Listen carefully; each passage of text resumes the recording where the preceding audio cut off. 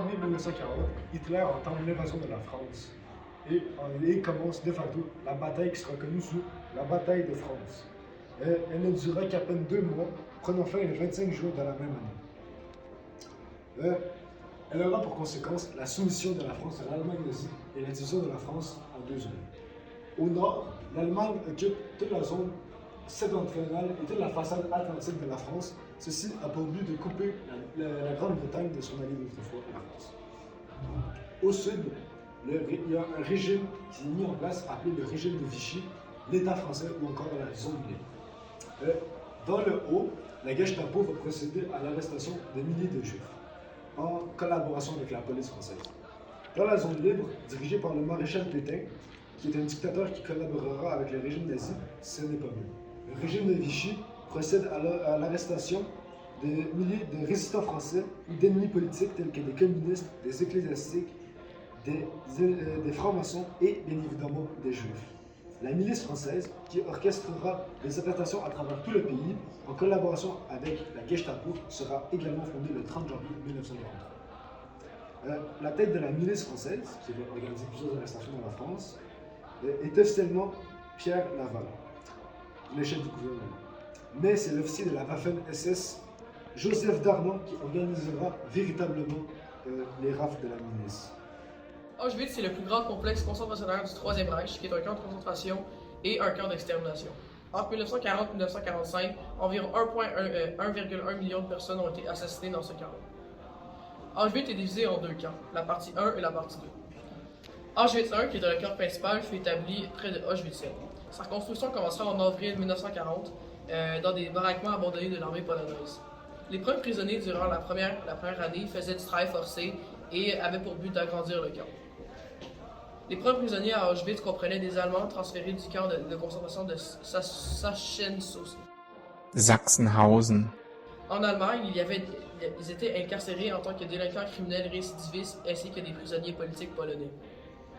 Auschwitz I disposait d'une chambre à gaz et d'un crématorium. À Auschwitz I, les médecins se faisaient des expériences dans l'hôpital, ils effectuèrent des recherches pseudo-scientifiques sur des nourrissons, des jumeaux, des nains et pratiquèrent des stérilisations forcées et des castrations sur des adultes. Le plus connu d'entre eux fut le capitaine et docteur Joseph Mengele. Les 3 raisons de sa construction, pour incarcérer les ennemis du régime nazi, pour posséder une réserve de travailleurs forcés qui seront déployés dans les usines de construction appartenant aux nazis, et pour servir d'endroit où des petits groupes ciblés de la population étaient tués et où leur mort était considérée comme essentielle pour la sécurité de l'Allemagne nazie. Auschwitz II, sa construction commença en octobre 1941 et était aussi appelé Auschwitz-Birkenau. Le camp comportait des sections pour les femmes, pour les hommes et pour les familles déportées d'Allemagne.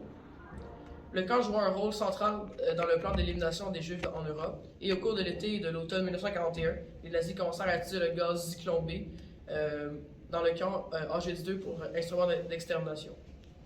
Dans le camp Auschwitz I, les autorités testèrent la première fois le Zyklon B et procédèrent à des exterminations massives en septembre. Les tests s'étaient avérés concluants, donc les nazis adoptèrent le Zyklon B dans toutes les chambres à gaz du complexe d'Auschwitz. Entre la fin et le début du mois de juillet 1944, ce sont environ 440 000 Juifs qui furent déportés de Hongrie.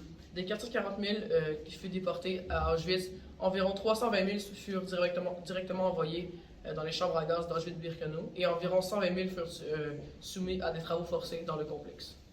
La rafle du Vélodrome d'hiver, souvent appelée rafle du Veldiv, est la plus grande opération d'arrestation et de déportation de Juifs jamais réalisée en France durant la Seconde Guerre mondiale. Et celle du 17 juillet 1942, la police française du régime de Vichy, après les négociations avec l'occupant allemand, arrête plus de 13 125 hommes, femmes et enfants juifs étrangers à Paris. Il faut savoir que cette opération se retrouve dans la zone occupée en France par l'Allemagne. Les personnes seules et les couples sans enfants, ceux qui sont arrêtés, sont envoyés vers le camp de Drancy. Plus tard, ils seront envoyés à Auschwitz. Les familles avec des enfants, qui sont environ 8000, sont détenues au Vélodrome d'hiver. Les conditions de vie dans le stade sont instables. Les conditions d'hygiène sont déplorables, il manque d'eau, il n'y a presque pas de nourriture et il n'y a aucun produit d'hygiène. C'est un endroit où plein de maladies et de virus se développent. Dans ce stade, devenu l'antichambre de la mort, les prisonniers restent environ pendant 6 jours. Certains s'infligent des blessures, espérant d'être évacués. Au total, 107 personnes meurent. Du 9 au 22 juillet, les familles du Veldiv sont transférées dans le Loiret, internées dans les camps Beaune-la-Rolande et Pithiviers. Les adultes et adolescents sont déportés en premier. On estime que 3000 enfants en bas âge sont brutalement séparés de leurs parents et laissés sur place. Le 13 août, Berlin donne son accord pour que les enfants soient répartis dans les convois de déportation. Ils sont donc envoyés à Drancy pour être aussitôt déportés et assassinés dans les chambres à gaz d'Auschwitz-Birkenau. Depuis le XXe siècle, il y a eu plusieurs guerres entre les Juifs israéliens et les Arabes du Moyen-Orient. Ce conflit a débuté lorsque l'ONU a décidé en 1947 de diviser la Palestine en 3 parties après que le mandat britannique pour la Palestine prend fin en 1948. Elle serait séparée en un État juif, un État arabe et la ville de Jérusalem qui serait sous un régime international. Les Juifs étaient d'accord avec ça, mais les Arabes n'étaient pas, puisque ce plan viole le droit à l'autodétermination du peuple.